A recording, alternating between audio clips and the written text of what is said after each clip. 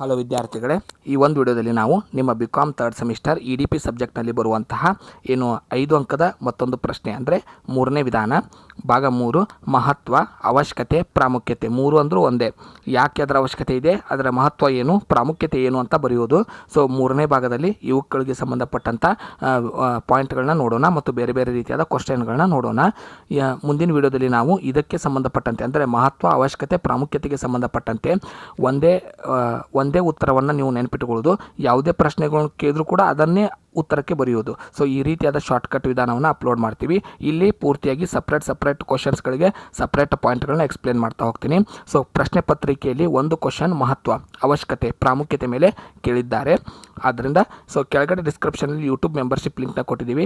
So ಅದನ್ನು join ಆಗೋದ್ರ ಮೂಲಕ ನೀವು ಡೈರೆಕ್ಟಾಗಿ ಯಾವ ಕ್ವಶನ್ ಅಕ್ಯುರೇಟಾಗಿ ಬರುತ್ತೆ ಪೇಪರಲ್ಲಿ ಅದನ್ನು ಪಡ್ಕೋಬೋದು. ಹಾಗೆ ಮತ್ತು ಇವುಗಳಿಗೆ ಸಂಬಂಧಪಟ್ಟಂತೆ ಓದುವಂಥ ಶಾರ್ಟ್ಕಟ್ ವಿಧಾನಗಳನ್ನು ಕೂಡ ನಾವು ಅದರಲ್ಲಿ ಅಪ್ಲೋಡ್ ಮಾಡ್ತೀವಿ. ಎಲ್ಲ ಸಬ್ಜೆಕ್ಟ್ಗಳ ನೋಟ್ಸ್ ಕೂಡ ನಿಮ್ಗೆ ಅಲ್ಲಿ ಸಿಗುತ್ತೆ. ಈಗ ಒಂದೊಂದೇ ಪ್ರಶ್ನೆಗಳನ್ನ ನೋಡ್ತಾ ಹೋಗೋಣ. ಭಾರತದ ಆರ್ಥಿಕ ಅಭಿವೃದ್ಧಿಯಲ್ಲಿ ಮಹಿಳಾ ಉದ್ಯಮಶೀಲ ವ್ಯಕ್ತಿಗಳ ಅವಶ್ಯಕತೆಯನ್ನು ವಿವರಿಸಿರಿ. ಸೊ ಏನು ಪ್ರಶ್ನೆ ಅಂದರೆ, ನಮ್ಮ ದೇಶದ ಆರ್ಥಿಕತೆಯಲ್ಲಿ ಮಹಿಳೆಯರ ಉದ್ಯಮ ಮಾಡುವುದು ಎಷ್ಟು ಅವಶ್ಯಕತೆ ಇದೆ, ಯಾಕೆ ಅವಶ್ಯಕತೆ ಇದೆ? ಮೊದಲನೇದು ಮಹಿಳಾ ಸಬಲೀಕರಣ. ಸೊ ಭಾರತ ದೇಶದಲ್ಲಿ ಮೊದಲಿನಿಂದಲೂ ಮಹಿಳೆ ಶೋಷಣೆಗೊಳಗಾಗ್ತಾ ಇದ್ದಾಳೆ. ಸೊ ಬೇರೆ ಬೇರೆ ರಂಗದಲ್ಲಿ ಹೋರಾಟದ ಮೂಲಕ ಅವಳು ಮುಂದೆ ಬಂದಿದ್ದಾಳೆ. ಅದೇ ರೀತಿಯಾಗಿ ಈಗ ಉದ್ದಿಮೆಗಳನ್ನು ಪ್ರಾರಂಭಿಸೋದಕ್ಕೋಸ್ಕರ ಸ್ವಂತ ಉದ್ದಿಮೆಗಳನ್ನು ಪ್ರಾರಂಭಿಸಿ ಅವಳು ಕೂಡ ಉದ್ಯಮಶೀಲ ವ್ಯಕ್ತಿ ಆಗ್ತಾ ಇದ್ದಾಳೆ. ಆದ್ದರಿಂದ ಮಹಿಳೆಯರನ್ನು ಇನ್ನಷ್ಟು ಸಬಲೀಕರಣ ಅಂದರೆ ಇಲ್ಲಿ ಬಲಗೊಳಿಸೋದಕ್ಕೋಸ್ಕರ ಅವರನ್ನು ಆರ್ಥಿಕವಾಗಿ ಸ್ವಾತಂತ್ರ್ಯಗೊಳಿಸೋದಿರ್ಬೋದು, ಸಮಾಜದಲ್ಲಿ ಅವರಿಗೆ ಗೌರವದಲ್ಲಿ ಹೆಚ್ಚಿಸೋದಿರ್ಬೋದು, ಅವರಿಗೆ ಧೈರ್ಯದಲ್ಲಿ ಹೆಚ್ಚು ಬರುವಾಗೆ ಮಾಡುವುದು ಈ ಉದ್ಯಮದಿಂದ ಮಾತ್ರ ಸಾಧ್ಯ. ಆದ್ದರಿಂದ ಮಹಿಳಾ ಸಬಲೀಕರಣ.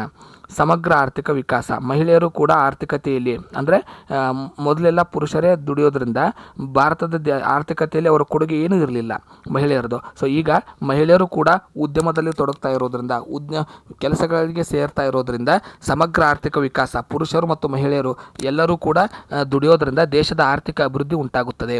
ಪ್ರೋತ್ಸಾಹ ಮತ್ತು ಅನಿವಾರ್ಯ ಅಂಶಗಳು. ಮಹಿಳಾ ಉದ್ಯೋಗವನ್ನು 2 ಅಂಶದಲ್ಲಿ ಇವುಗಳನ್ನು ಡಿವೈಡ್ ಮಾಡ್ಬೋದು ನಾವು. ಮೊದಲೇದು ಪ್ರೋತ್ಸಾಹದ ಅಂಶ, ಎರಡನೇದು ಅನಿವಾರ್ಯದ ಅಂಶ. ಸೊ ಪ್ರೋತ್ಸಾಹ ಮತ್ತು ಅನಿವಾರ್ಯದ ಅಂಶಗಳ ಅಂದರೆ ಏನು? ಸೊ ಪ್ರೋತ್ಸಾಹ ಅಂದರೆ ಏನು? ಮಹಿಳೆಯರಿಗೆ ತರಬೇತಿ ಕೊಟ್ಟು, ಶಿಕ್ಷಣ ಕೊಟ್ಟು, ತಿಳುವಳಿಕೆ ಕೊಟ್ಟು ಅವರು ಕೂಡ ಕೆಲಸ ಮಾಡಬಹುದು, ಉದ್ಯಮವನ್ನು ಮಾಡಬಹುದು, ಬಿಸ್ನೆಸ್ ಸ್ಥಾಪನೆ ಮಾಡ್ಬೋದು ಅಥವಾ ಕೆಲಸಕ್ಕೆ ಸೇರ್ಬೋದು ಅನ್ನೋದನ್ನು ತಿಳಿಸೋದು. ಅನಿವಾರ್ಯ ಅಂಶಗಳಂತಂದರೆ ಅವ್ರಿಗೆ ಬರುವಂಥ ಕಷ್ಟಗಳು, ಮನೆಯಲ್ಲಿ ಆರ್ಥಿಕವಾಗಿ ಯಾರೂ ದುಡಿಯೋದು ಅಂತ ವ್ಯಕ್ತಿ ಇರಲಿಲ್ಲ ಅಂದರೆ, ಮನೆಯಲ್ಲಿ ತೊಂದರೆಗಳಿದ್ದರೆ ಆಗ ಅದು ಒಂದು ರೀತಿಯಾದಂಥ ಒಂದು ಪ್ರೋತ್ಸಾಹ. ಹೊಸ ಅವಕಾಶಗಳು. ಉದ್ಯಮಶೀಲತೆ ಅಭಿವೃದ್ಧಿಯಲ್ಲಿ ಮಹಿಳೆಯರಿಗೂ ಕೂಡ ಈಗ 3% ಮಹಿಳೆಯರೇ ಉದ್ಯಮಶೀಲವನ್ನು ನಡೆಸ್ತಾ ಇದ್ದಾರೆ. ಬೇರೆ ಬೇರೆ ಉದ್ಯಮಗಳು ಕೇವಲ ಮಹಿಳೆಯರಿಗಾಗಿಯೇ ಮೀಸಲಿವೆ. ಉದಾಹರಣೆಗೆ ಈಗ ಕಾಸ್ಮೆಟಿಕ್ಸ್, ಮೇಕಪ್ಪಿಗೆ ಸಂಬಂಧಪಟ್ಟಂಥ ಸಾಮಾನುಗಳಿರ್ಬೋದು. ಸೊ ಬೇರೆ ಬೇರೆ ವಸ್ತುಗಳನ್ನು ಮಹಿಳೆಯರೇ ಅವುಗಳಿಗೆ ಹೆಚ್ಚು ಪ್ರೋತ್ಸಾಹ ಇರೋದರಿಂದ ಉದ್ಯಮಶೀಲತೆಯಲ್ಲಿ ಮಹಿಳೆಯರು ಭಾಗವಹಿಸ್ತಾ ಇದ್ದಾರೆ.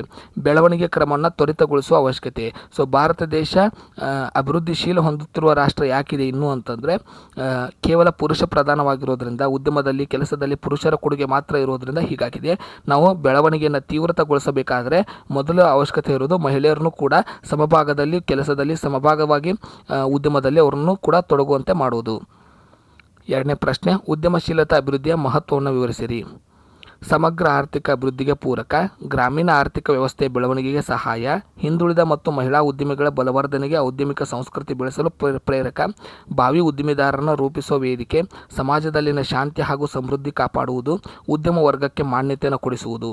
ಮೂರನೇ ಪ್ರಶ್ನೆ, ಭಾರತದಲ್ಲಿ ಸಣ್ಣ ಕೈಗಾರಿಕೆಗಳ ಅವಶ್ಯಕತೆ ಅಥವಾ ಮಹತ್ವವನ್ನು ವಿವರಿಸಿರಿ. ಸೊ ಉದ್ಯೋಗಾವಕಾಶಗಳನ್ನ ಕೊಡುತ್ತೆ. ಸಣ್ಣ ಕೈಗಾರಿಕೆಗಳು ಹೆಚ್ಚು ಯಂತ್ರೋಪಕರಣಗಳಿಂದ ನಡೆಯೋದಿಲ್ಲ, ಬದಲಾಗಿ ಕಾರ್ಮಿಕರಿಂದ, ಕೆಲಸಗಾರರಿಂದ, ಶ್ರಮದಿಂದ ನಡೆಯುತ್ತೆ. ಆದ್ದರಿಂದ ಹೆಚ್ಚು ಉದ್ಯೋಗಾವಕಾಶಗಳನ್ನ ಸಣ್ಣ ಕೈಗಾರಿಕೆಗಳು ಕೊಡುತ್ತವೆ.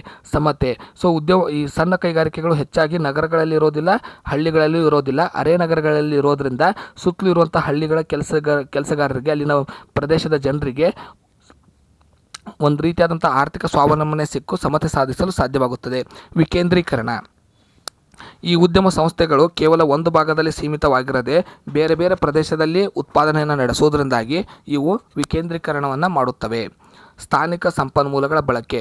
ಈ ಸಣ್ಣ ಕೈಗಾರಿಕೆಗಳಿಗೆ ದೊಡ್ಡ ಪ್ರಮಾಣದ ಹೊರದೇಶದ ಕಚ್ಚಾ ವಸ್ತುಗಳ ಅವಶ್ಯಕತೆ ಇರೋದಿಲ್ಲ.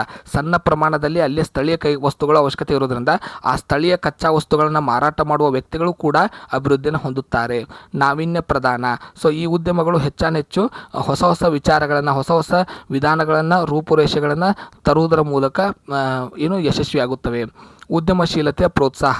ಸೊ ಸರ್ಕಾರದಿಂದ ಇವುಗಳಿಗೆ ಬೇರೆ ಬೇರೆ ರೀತಿಯಾದಂತಹ ಒಂದು ಯೋಜನೆಗಳ ಮೂಲಕ ಹಣಕಾಸಿನ ಸೌಲಭ್ಯಗಳು ಇರೋದರಿಂದಾಗಿ ಸೊ ಇವು ಸರ್ಕಾರಗಳಿಗೆ ದೊಡ್ಡ ಪ್ರಮಾಣದ ತೆರಿಗೆಗಳನ್ನು ಕೂಡ ಪಾವತಿ ಮಾಡ್ತಾ ಇರೋದ್ರಿಂದಾಗಿ ಇವುಗಳ ಅವಶ್ಯಕತೆ ಇವೆ. ಸೊ ಸಣ್ಣ ಕೈಗಾರಿಕೆಗಳು ಈ ರೀತಿಯಾಗಿ ಅವಶ್ಯಕತೆ ಇವೆ. ಚಿಕ್ಕದಾದರೂ ಚೊಕ್ಕದಾದ ಹಾಗೂ ಸುಂದರವಾಗಿದೆ. ಸಣ್ಣ ಕೈಗಾರಿಕೆಗಳು ಬೃಹತ್ ಕೈಗಾರಿಕೆಗಳಂತೆ ದೀರ್ಘವಾದ ದೊಡ್ಡ ಪ್ರಮಾಣದ ಬಂಡವಾಳದ ಅವಶ್ಯಕತೆ, ದೊಡ್ಡ ಪ್ರಮಾಣದ ಮಷಿನ್ಗಳ, ದೊಡ್ಡ ಪ್ರಮಾಣದ ಹೂಡಿಕೆಯ ಅವಶ್ಯಕತೆ ಇರೋದಿಲ್ಲ. ಬದಲಾಗಿ ಸಣ್ಣ ಪ್ರಮಾಣದಲ್ಲಿ ಕಾರ್ಮಿಕರೊಂದಿಗೆ, ಉದ್ಯೋಗಿಗಳೊಂದಿಗೆ ಸಹಭಾಗಿತ್ವದೊಂದಿಗೆ ಇವು ನಡೆಯುವುದರಿಂದಾಗಿ ಇವು ಸುಂದರವಾಗಿರುತ್ತವೆ.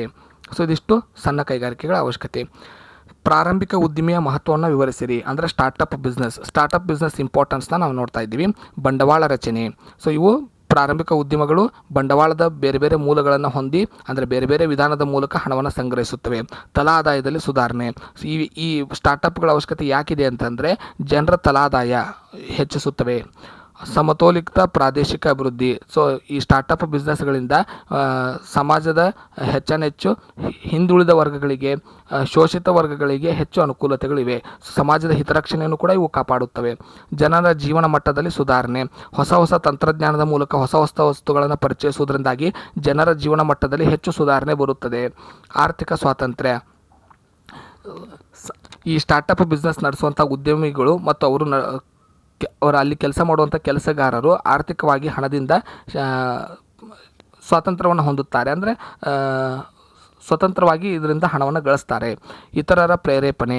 ಬೇರೆ ಉದ್ಯೋಗಿಗಳನ್ನು ನೋಡಿಕೊಂಡು ಪರಸ್ಪರ ಪ್ರೇರೇಪಣೆಗೊಂಡು ಈ ಉದ್ಯಮಗಳನ್ನು ಪ್ರಾರಂಭಿಸೋದು ಹೆಚ್ಚಾನೆಚ್ಚು. ಸೊ ಸ್ಟಾರ್ಟಪ್ ಬಿಸ್ನೆಸ್ಗಳು ಹೆಚ್ಚಾನೆಚ್ಚು ಹಾಗೆಯೇ ಪ್ರಾರಂಭ ಆಗೋದು. ಹೊಸ ಉತ್ಪಾದನಾ ತಂತ್ರಜ್ಞಾನದ ಅಭಿವೃದ್ಧಿ. ಇಲ್ಲಿ ಹೊಸ ಹೊಸ ವಿಧಾನಗಳ ಮೂಲಕ ಸರಕುಗಳನ್ನು ಉತ್ಪಾದಿಸೋದಕ್ಕೋಸ್ಕರ ಪ್ರಯತ್ನ ಮಾಡಲಾಗುತ್ತದೆ. ನೆಕ್ಸ್ಟ್ ಉದ್ಯಮಶೀಲತೆ ಹಣಕಾಸಿನ ಮಹತ್ವವನ್ನು ವಿವರಿಸಿರಿ. ಸೊ ಉದ್ಯಮಶೀಲತೆಯಲ್ಲಿ ಹಣಕಾಸಿನ ಅವಶ್ಯಕತೆ ಏಕಿದೆ? ಮೊದಲದ್ದು ಆರ್ಥಿಕ ಬೆಳವಣಿಗೆ. ಅಂದರೆ ದೇಶಕ್ಕೆ ಇವು ದೊಡ್ಡ ಪ್ರಮಾಣದಲ್ಲಿ ತೆರಿಗೆಯನ್ನು ಕೊಡುತ್ತವೆ. ಉದ್ಯಮಗಳು ಕೃಷಿಯ ನಂತರ ಹೈಯೆಸ್ಟ್ ನಮಗೆ ನಮ್ಮ ದೇಶದಲ್ಲಿಯೇ ಕೊಡುಗೆಯನ್ನು ನೀಡುತ್ತವೆ. ಉದ್ಯೋಗ ಸೃಷ್ಟಿ. ಉದ್ಯಮಶೀಲತೆ ಅಂದರೆ ಬಿಸ್ನೆಸ್ಗಳು ದೇಶದಲ್ಲಿ ಬೇರೆ ಬೇರೆ ಜನರಿಗೆ, ನಿರುದ್ಯೋಗಿಗಳಿಗೆ ಉದ್ಯೋಗವನ್ನು ಒದಗಿಸುತ್ತದೆ. ನಾವೀನ್ಯತೆ ಮತ್ತು ತಂತ್ರಜ್ಞಾನ. ಹೊಸ ಹೊಸ ಆಲೋಚನೆ, ತಂತ್ರಜ್ಞಾನ ಮತ್ತು ಹೊಸ ಹೊಸ ಯೋಚನೆಗಳ ಮೂಲಕ ಸರಕು ಮತ್ತು ಸೇವೆಗಳನ್ನು ಮಾರುಕಟ್ಟೆಗೆ ಪರಿಚಯಿಸುವುದು ಮತ್ತು ಅವುಗಳನ್ನು ಉತ್ಪಾದಿಸಲು ಕೂಡ ನವೀನವಾದ ತಂತ್ರಜ್ಞಾನಗಳನ್ನು ಬಳಸಲಾಗುತ್ತದೆ. ಸುಧಾರಿತ ಜೀವನ ಮಟ್ಟ. ಸೊ ಈ ಉದ್ಯಮಶೀಲತೆಯಿಂದಾಗಿ ಜನರ ದೈನಂದಿನ ಜೀವನ ಮಟ್ಟದಲ್ಲಿ ಸುಧಾರಣೆ ಆಗ್ತಾ ಇದೆ. ಸೊ ಅದು ಹಣದಿಂದ ಇರ್ಬೋದು, ಸರಕುಗಳಿಂದ ಇರ್ಬೋದು, ಸೇವೆಗಳಿಂದ ಇರ್ಬೋದು, ಎಲ್ಲ ರೀತಿಯ ಸುಧಾರಣೆಗಳು ಬರ್ತಾ ಇವೆ. ಸ್ಪರ್ಧೆ ಮತ್ತು ಮಾರುಕಟ್ಟೆಯ ದಕ್ಷತೆ. ಹೊಸ ವ್ಯವಹಾರಗಳು ಸ್ಪರ್ಧೆಯನ್ನು ಬೆಳೆಸುತ್ತವೆ. ಅಸ್ತಿತ್ವದಲ್ಲಿರುವ ಸಂಸ್ಥೆಗಳು ಹೆಚ್ಚು ಪರಿಣಾಮಕಾರಿಯಾಗಲು ಇವು ಉತ್ತಮವಾಗಿ ಸಹಾಯವನ್ನು ಮಾಡುತ್ತವೆ. ಸ್ವಾವಲಂಬನೆ. ಸೊ ಯಾವಾಗ ಉದ್ಯಮಶೀಲತೆ ಅಭಿವೃದ್ಧಿ ಆಗುತ್ತೆ ಅಂದರೆ ಯಾವುದಾದ್ರೂ ಒಂದು ಉದ್ಯಮ ಯಶಸ್ವಿ ಆಗುತ್ತೆ. ಸೊ ಅದರಿಂದಾಗಿ ಅಲ್ಲಿ ಕೆಲಸ ಮಾಡುವಂಥ ವ್ಯಕ್ತಿಗಳು ಮತ್ತು ಅದರ ಮಾಲೀಕರು ಸ್ವಾವಲಂಬನೆಯನ್ನು ಪಡೆಯುತ್ತಾರೆ. ಸೊ ಇವಿಷ್ಟು ಕಾರ್ಯಗಳಿಗೆ ಮಹತ್ವಕ್ಕೆ ಸಂಬಂಧಪಟ್ಟಂಥ ಪ್ರಶ್ನೋತ್ತರಗಳು. ಮುಂದಿನ ವಿಡಿಯೋದಲ್ಲಿ ಇವುಗಳ ಶಾರ್ಟ್ಕಟ್ ವಿಧಾನವನ್ನು, ಎಲ್ಲ ಪ್ರಶ್ನೆಗಳಿಗೆ ಯಾವುದೇ ಅವಶ್ಯಕತೆ, ಮಹತ್ವ, ಪ್ರಶ್ನೆ ಕೇಳಿ, ಪ್ರಾಮುಖ್ಯತೆಗೆ ಸಂಬಂಧಪಟ್ಟಂಥ ಪ್ರಶ್ನೆ ಕೇಳಿ ಒಂದೇ ಉತ್ತರವನ್ನು ನೀವು ನೆನಪಿಟ್ಟುಕೊಳ್ಳೋದನ್ನು ಯಾವ ರೀತಿ ಅನ್ನೋದನ್ನು ಶಾರ್ಟ್ಕಟ್ ವಿಧಾನದಲ್ಲಿ ತಿಳಿಸ್ತೇವೆ. ಧನ್ಯವಾದಗಳು.